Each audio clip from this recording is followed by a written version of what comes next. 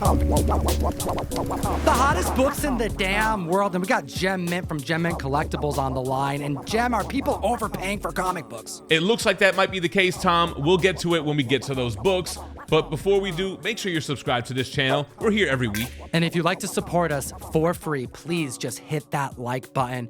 Please, the algorithm gods. While we pray to Thor and look at number 10 on the list with Amazing Spider-Man, this is issue number 601, a J. Scott Campbell, slightly controversial cover. Well, it's a key issue just for the cover. Nothing really important happens in this book, but it's such an iconic cover that you tend to see fans pick up when Spider-Man is hot. And boy, is he hot. The book is more affordable now than it has been in quite some time. And considering the adjustment period that we're in, this book has weathered a storm. The 9.0 is selling for $150. It's up 17%. The 9.4 is up 6%. The 9.6 up 2%. You can get a 9.8 for $550. This right here is up 15% this week. But when you consider the record highs being reached back in October 2021 for $730, the book hasn't moved much. Yeah, think about it. It hasn't fallen that far from the comic boom of 2021. And if you look on eBay right now, you're not picking this book up for less than $700. We've been saying it for years. Spider-Man has seemingly been one of the most safest long-term specs, and it's being proven by the numbers. Take a look at this 8.0 that broke records. Last selling September of this year for $160, up 15%. Now selling for the first time in comic history for $175. At the list, at number 9, we got ASM number 1 to discuss, the second appearance of Peter Parker Spider-Man, the first time he meets the Fantastic Four, the first issue 1 solo title. And this could be the first book on the list where somebody overpaid. Check out the prices for these entry-level grades. A coverless, no grade, sold for $2,500. A 1.0 sold for $5,600, which is 10% above its average. And then the 3.5, selling for $12,220, 19% above average. This past October, a member was able to get for $1,000 more, $13,000, a 5.0, a full 1.5 grade point bump up. And a 4.5 this past October sold for $11,000. There's also something else to consider. This book, at most, hits the internet publicly for sale 12 to 13 times a year. So although we're seeing someone likely pay a little bit more money than they should for a 3.5, I think it's also worth mentioning that if someone's ready to invest in this book, this may be the last time they see it for quite some time. No, you're actually spot on. This is the 13th sale in a 3.5 this year. So you essentially only have one chance per month to pick this one up. And to be fair, we don't really know what this copy looked like. It could have been a savvy buyer that was waiting for that perfect 3.5. At the list at number 8, we have Avengers 57, first appearance of Vision. We just got done telling you about this book last week when we were reporting that you can get a 9.0 for just around $1,000. And hot damn, I think some peeps weren't watching our video because someone clearly overpaid. I think. That's why they got to be watching every single week. Check out this 3.5. It sold for $232. That's 8% above average. The 7.0 selling for $670. Not bad. 34% above. But somebody paid $1,500 for an 8.5. We just got done telling you what the 9.0 sold for. That's a 74% increase over its 12-month average. Clearly someone overpaid on that 8.5. This book has not been hitting those numbers all year long. In fact, could have been secured for upwards of $500 to $700 less than what that member just paid for. The 9.2 goes for less. Someone in October paid $1,325. But wait, as of the day of this filming, there was another 9.2 sale that just clocked in, and it didn't sell for $1,300. Hell, it did even sell for $1,500, $1,800. No, it sold for $2,260. What the hell, Jam? So the 9.2 selling for $1,000 more than it should. But hold on, we do know what this one looks like, and it's in the Gen 1 CGC case. I like how Fire Guy Ryan said it looks like blue painter's tape was used for the label here. But those old school slabs are known for having strict grading, and this was before pressing was prominent. I suspect that although it is a $1,000 gamble someone just made, I gotta hear what the community thinks about this comic book. This is the actual image of the book, and it looks gorgeous. And if it got one grade bump up, you're looking at a $1,000 profit on top of that $1,000 overpayment. If it gets 2 grade bumps up, maybe that 9.6, you got a $9,000 comic on your hands and a $6,000 to $7,000 profit margin. To me, this is a low-risk, high-reward situation. Even if he loses a grade and it comes back a 9.0, you're still looking at an $1,100 book. But like Tom said, if it hits a 9.4, you doubled up. If it hits a 9.6, you got a $9,000 book. What do you guys think in the comments down below? Would you take this risk? Butch, what do you think while we chat about number 7 on the list? This is the first time I'm seeing this come up on the Hot 10. We have Fantastic Four issue 244. This is the first appearance of Frankie Ray, Nova, one of the heralds of Galactus. We all know that Galactus, Silver Surfer are going to be prominent characters in the future of the MCU. Hell, we've already seen Mr. Fantastic on the screen. We know that the first Marvel family is inbound. Well, this right here is the first rumor that it may not be as clear as an introduction, because Silver Surfer may not be the first herald of Galactus that we see, and I don't hate that idea. What do you think, Jem? I really like the idea of showing prior heralds of Galactus before we get to the Silver Surfer narrative. There have been a ton. Besides Frankie Ray Nova, you also have the Airwalker, you've got Firelord, Terrax, and a slew of others. Rumors began circulating over a week ago that they may be doing a different version of Silver Surfer, and clearly FF244 is on our list because this is where the spec is pointed to. The 8.5 up 12%, 9.4 up 6%. Newsstand 9.4s are selling for $120. That's an increase of 51%, where this book sold for under $80 all year. The 9.6 is hitting $135 for a direct copy, an increase of 18%. And the 9.8 just hit $400. That's an increase of 15%. And the heights this book reached back in 2021 was $1,550. You can't go wrong with Fantastic Four key issues. Heralds of Galactus are no exception. Now, the real question is, who do they cast as Nova? Who do they cast as Silver Surfer? We already know who should get the Fantastic Four casting thanks to Boss Logic. Boss Logic took the Always Sunny in Philadelphia cast and made them the first Marvel family. We need a Danny DeVito Doctor Doom, damn it. What do you think about this in the comment section below while we chat about number 6 on the list?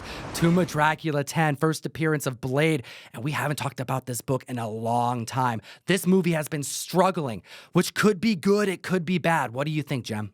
I think it's a good thing. We know the movie has been pushed back, and we know that they're scrapping the original script, which really didn't sound like a good move for Blade. Even Mahershala Ali wanted to walk out because of it. So the fact that they're going to retool it, and the fact that he's not going to do the movie unless he's confident with the script, is giving me more confidence in the movie and collectors more confidence in this book. Check out the 4.0, selling for $675, 7% above average. The 7.0 selling 21% above average, and the 9.6 just sold for 10 grand.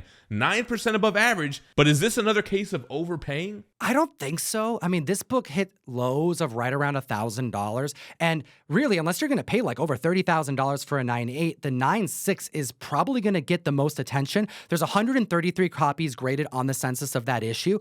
This is a $10,000 book perpetually. So I think someone just decided now's the time. This is the last GPA sale, and it is the yearly high. Still a little bit short of its all-time high of $15,600 from April of last year. Deadpool 3 is going to be the very first Marvel Disney R-rated film, and we just got word that Blade is also going to get that R mature rating, and I think this is a really good sign. With a reduced budget of about $100 million, I agree with you. I think they're going to get back to the roots of the character and deliver a great film. Utilize code TOM101 on the best comic app in existence, Key Collector Comics. Not only do you get access to this Hot 10 list before we even hit the mic, before the video is even on YouTube, you get key alerts when big things happen in media, like the Echo trailer dropping and blowing the minds of the comic community so much that it's spiking Daredevil comics, Kingpin-led comics, as well as Punisher books. And he may not even be in this show. At number 5, we're back to ASM goodness with Amazing Spider-Man issue 129, the first appearance of Punisher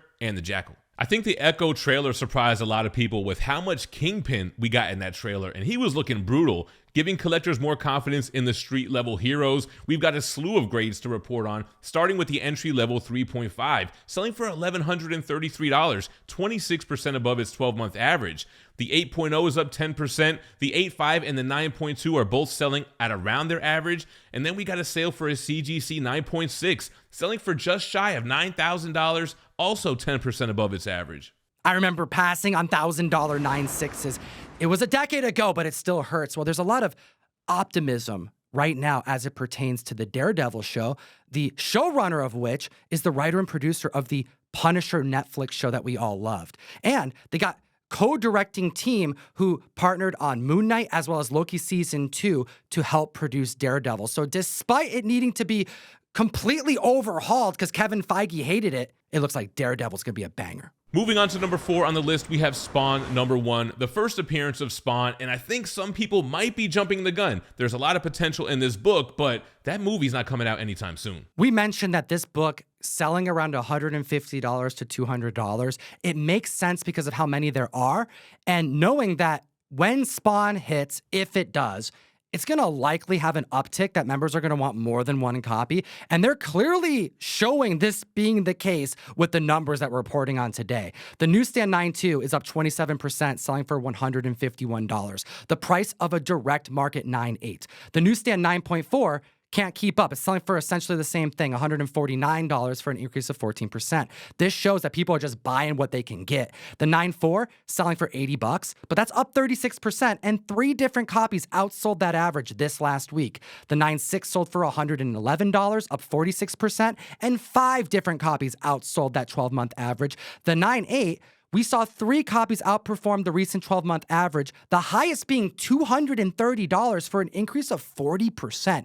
That seems a little high, but when members are choosing between books that they want right then in the moment, a $50 to $100 investment as far as the difference in what you could possibly save by being patient for an auction seems less drastic on a book like this. Now, that's a good point because the last GPA sale did come in at $131. So if you're patient, you can get it for less. But when you're speccing on a book and buying multiple copies, what's $50? Looking at the list of number 3, G.I. Joe is back on it. I can't help but think that Joshua Williamson being behind Duke 1 as well as Cobra Commander has people hyped about the Energon universe, seeing this classic G.I. Joe key issue and looking at the prices going, it's not going to creep down much more than it is now. Now may be the best time to spec on the book, considering the Energon universe, but also considering that price. The Energon universe has me excited. Like I said, going to the panel at New York Comic Con has me looking forward to all the G.I. Joe books coming up. And keep in mind, they still have this shared universe that they're going to do in the movies. A ton of sales to report on here. Direct Market 7.5 is up 30% over its 12-month average. The Newsstand 8.0 is up 34%. Direct Market 9.2, 7% up. Newsstand 9.2 is 9% up. The 9.4 is selling for $230. That's up 9%, and you can pay $110 more to have that barcode on it. Yes, a Newsstand 9.4 is hitting $340 for an increase of 46%. The 9.6 you can get for $320, up 6%. And the 9.8, someone paid $871. That's an increase of 2%. This book could have been had for around the $800 to $850 marker all year. And considering the book has hit heights of near $5,000, this book is 80% cheaper than it's been in years. Yeah, that nostalgia cycle during the comic boom didn't really age well. We were talking about the J. Scott Campbell ASM, which is only down $150. This book sold for $5,000 during the comic boom. Damn. Connect your Spider-Boy #1 trade dress Tyler Kirkham cover, which I sent you in November if you were subscribed to the Mystery Mail Call, with the December 1 per box ASM 37 Peter Parker Spider-Man connecting cover by Tyler Kirkham. That trade dress is a 1 per box, and that's not all. I also have a Batman 181 Ariel Diaz trade dress, first appearance of Poison Ivy, going out to every single member. Each box gets 4 to 5 comics, a print, and it's $35 plus shipping. Best deal in comics, and you support the show. Go to ComicTom101.com and tell them Jem sent you. Moving on to number 2, back on the list, Wolverine issue #1 from the classic Frank Miller miniseries. Wolverine #1 has landed on the Hot 10 25 different times this year alone, and the sales keep creeping up. We warned you back when this book was hitting under $600 that it was looking like a prime time to buy, because it's hard to believe that this classic first solo Wolverine story by Frank Miller would ever go much lower. Well, it's only gone up. We have the 5.5 up 7%, 6.5 up 34%, 9.2 up 11%, 9.4 up 8%. You can pay $270 for a 9.6. That's up 2%. And members are paying $700 for a CGC 9.8, which is up 4%, where this book sold for under $7 all year. No new slabs on the census, but there are still 3,879.8s, and if you're patient, you can get the 9.8 for cheaper than that high. We just saw one go for $540.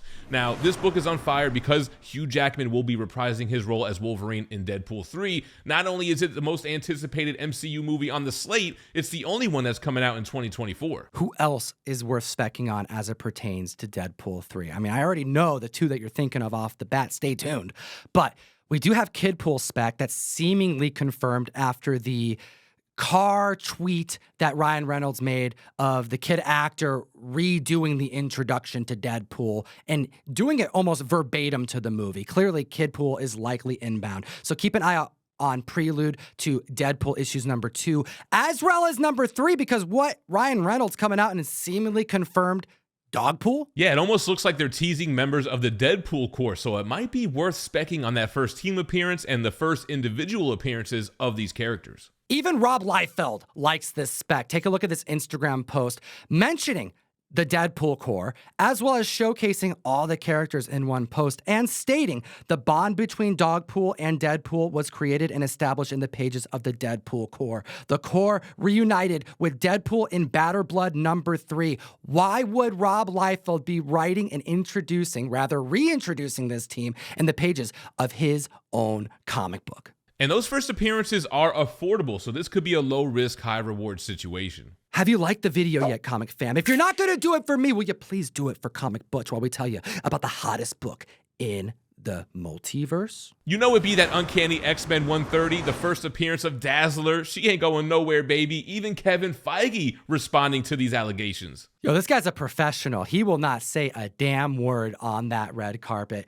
He actually was asked a slew of things in a very short interview. And let's hit some of the highlights. When will we see the X-Men in live action? And that in live action, people will see, perhaps soon. And when he said soon, I think he meant like right after the movie that they were waiting to see.